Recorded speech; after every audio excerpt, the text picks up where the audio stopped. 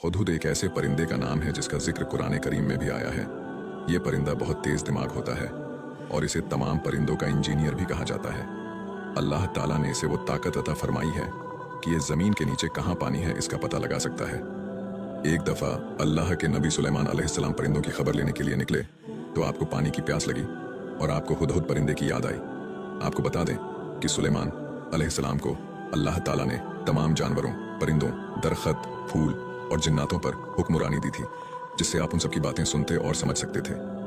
जब आपने हुदहुद परिंदे को वहां नहीं पाया तो आपको बहुत गुस्सा आया कि कहाँ गया हुदहुद। आपने फरमाया, आज मैं उसे सख्त सजा दूंगा या उसे ज़बह कर दूंगा अगर वो मेरे पास कोई वाजह दलील न लाया। थोड़ी देर बाद हुदहुद वहां आया और सुलेमान से कहा, आप मुझ पर गुस्सा ना करें क्योंकि मैं बहुत बड़ी खबर लेकर आया हूँ। मुल्क सबा में एक मलिका राज कर रही है जिसका बहुत बड़ा तख्त है।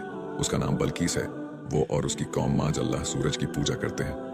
सुलेमान अलैहिस्सलाम ने हुदहुद की बात सुनने के बाद उस मलिका को एक खत लिखा और उसे एक अल्लाह की तरफ आने की दावत दी और कहा कि शिर्क मत करो।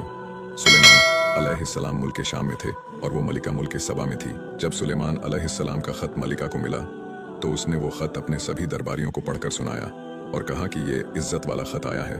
उस मलिका ने आपके नाम की इज्जत की। मलिका ने अपने दरबारियों से पूछा कि अब आप बताइए कि क्या करना चाहिए।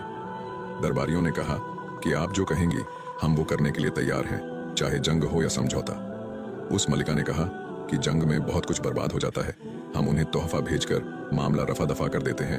तो उस रानी ने एक दरबारी के हाथ से आपको सोने की ईंट भिजवाई। जब वो दरबारी सोने की ईंट लेकर सुलेमान अलैहिस्सलाम के पहुंचा तो आपने 1000 सोने की ईंटें जमीन पर बिछवा दी, जिसे देखकर वो दरबारी पानी पानी हो गया और वापस लौट आया। जब उस दरबारी ने ये बात मलिका को बताई तो मलिका ने कहा कि अब मैं खुद उनसे मिलने जाऊंगी। जब आपको पता चला कि मलिका आपसे मिलना चाहती है तो आपने अपनी कौम से फरमाया, वो कौन है जो मलिका का तख्त उठाकर यहाँ ला सकता है। कहा जाता है कि वो तख्त कोई मामूली तख्त नहीं था, वो 7 फ्लोर का था और सोने चांदी से भरा हुआ 80 हाथ लंबा और चौड़ा था। एक जिन ने कहा कि मैं वो तख्त आप तक ले आता हूँ बिना किसी गलती के, सही सलामत जवाल के वक्त तक। बता दें कि ये तख्त इतनी दूरी पर था कि वहां आने जाने के लिए 2 महीने का वक्त लगता था, लेकिन उस जिन के लिए जवाल तक वो तख्त ले आना मुमकिन था।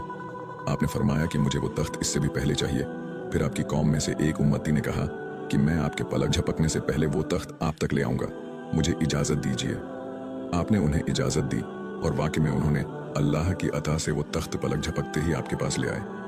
आप अलैहिस्सलाम ने हुक्म दिया कि इस तख्त का नक्शा बदल दिया जाए। देखते हैं मलिका इसे पहचान पाती है या नहीं।